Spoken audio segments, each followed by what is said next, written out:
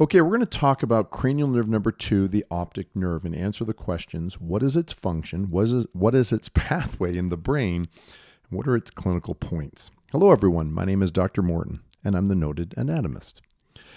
So the big picture is that the optic nerve enables us to see, gives us vision. And here's a picture we're going to use quite often in this tutorial. There's cranial nerve number 2. To talk about its function, however, we need to look at this orbit, the eyeball. I'm going to move it in this direction, and there's cranial nerve number 2. But to understand its function, let's go over a little anatomy of the orbit. The retina in yellow, the choroid in pink, that's where our blood vessels are, or vascular layer, and the sclera, which is dense connective tissue, the whites of your eye. That's where your extraocular muscles attach. When you see something, light emits from that, and it goes through those light waves going to hit the retina, okay? And we're going to take the retina and we're going to blow it up so it's much bigger, okay? So there's the retinal layers, and then there's the choroid, and there's the sclera, just like we did before, except we're now putting them at the back of the eye. When the light comes in, watch, the light doesn't stop on the superficial part of the retina. The light goes all the way to the deepest part of the retina, and the arrows point hitting those retinal pigment epithelial cells. But the rods and cones are what I want to talk about in the retina first. Now, the rods and cones are important. They capture the light, the photons, and convert that light energy into electrical signals. Those electrical signals, the action potentials, are what the brain will interpret as vision. These are transducers. They convert light energy to an electrical impulse. The rods are specialized for dim light and the cones for color and detail. Once the rods and cones fire their action potential, the next layer of retinal cells are these bipolar cells. And also by the bipolar cells are these horizontal cells that go laterally and help to then recruit more bipolar cells to give more visual acuity.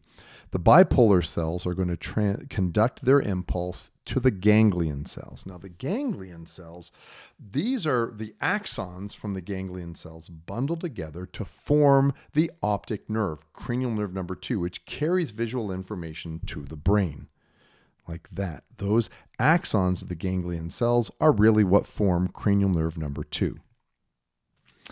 We're now going to take a look and see.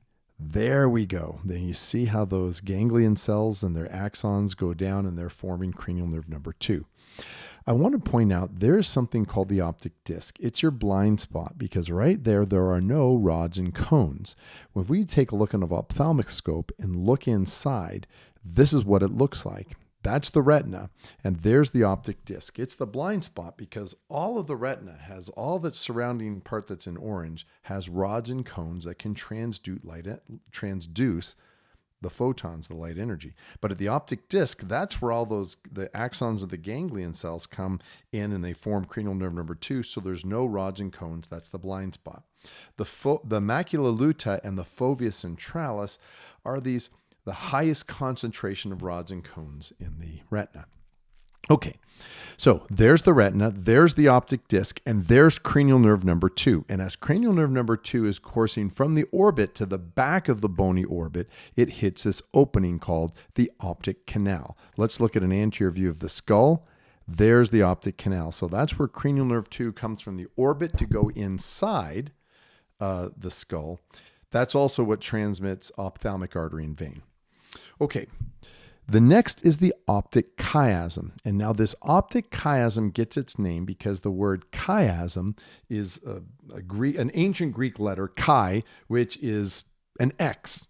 It's where two things, the translation comes from where two things are placed crosswise or they're arranged diagonally. The key to it is the Greek letter for chiasm is an X. That's what the optic chiasm does. Let's talk about a clinical relevance to that. This is a coronal section through the pituitary gland. There's the internal carotid artery, and there's the cavernous sinus, and there's the pituitary gland with the infundibulum or pituitary stalk coming above it. Now look at how close cranial nerve number 2 is to that where the optic chiasm is formed. This is why a pituitary gland tumor that swells and compresses, it will compress on cranial nerve number 2 and can result in visual problems. Okay, so there's that optic chiasm. Now it forms an X. It does it anatomically, but also watch what happens to the pathways. Some pathways stay ipsilaterally, where some pathways decussate to the contralateral side. And this is what we see on both sides. So this word decussate is when pathways form from one side of the brain to the other. That's what happens at the optic chiasm. After the optic chiasm, or post-chiasmatically, there's the optic tract that goes then to the lateral geniculate nucleus. And from there, other neurons go through the optic radiations, which then terminate at the primary visual cortex in the occipital lobe, and this is where we form our vision. Now, clinically testing, one of them is you use a Snellen chart. And a Snellen chart is a standardized eye chart with rows of progressively smaller letters used to measure visual acuity at a fixed distance. Now, I will say this is for measuring visual acuity. I should have started by saying one of the biggest ways you test cranial nerve number 2 is, can you see? There's the first one. Second is visual acuity, use the Snellen chart. And a third way that you can clinically test is called the pupillary light reflex. It's a consensual reflex when one eye is stimulated or you shine light, both pupils constrict. So you shine the light in the eye and it's like this, bing or bing, like this, okay? So clinically speaking, if there's injury to cranial nerve number 2, it results in blindness. It also results in a loss of the sensory limb of the pupillary light reflex. And that, my friends, is the optic nerve in a nutshell.